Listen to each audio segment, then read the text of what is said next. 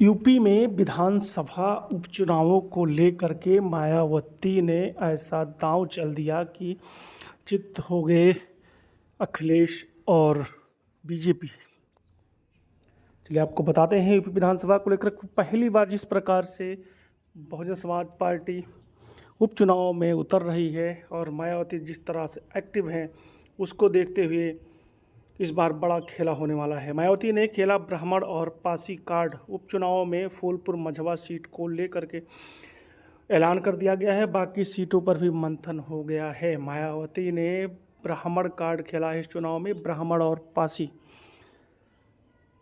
मायावती की बहुजन समाज पार्टी उपचुनावों को लेकर के पूरी तरह से एक्टिव हो गई है।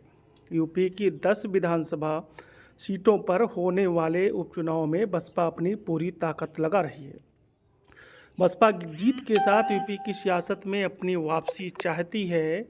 ऐसे में खुद मायावती उपचुनावों को लेकर के रणनीति बना रही हैं। ऐसे में मायावती इस समय एक्टिव हो गई हैं और 10 की 10 सीटों पर कड़े प्रत्याशी उतारने जा रही हैं, जिससे भाजपा और समाजवादी पार्टी दोनों को मुश्किल होने वाली है। इसी बीच बसपा ने फूलपुर विधानसभा सीट और मझवा सीट से अपने उम्मीदवारों के बारे में जानकारी दे दी है।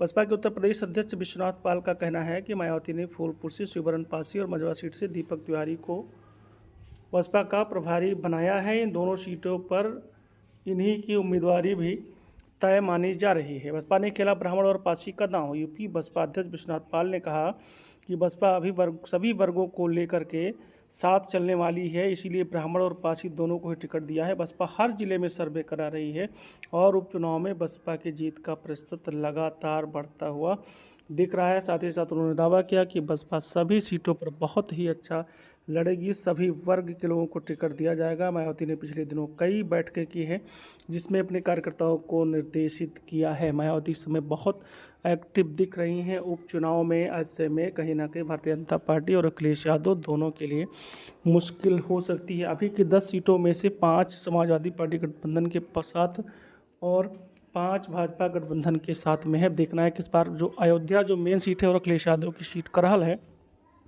उस पर सबकी निगाहें लगी हुई हैं कि इन दोनों सीटों पर कौन जीत रहा है।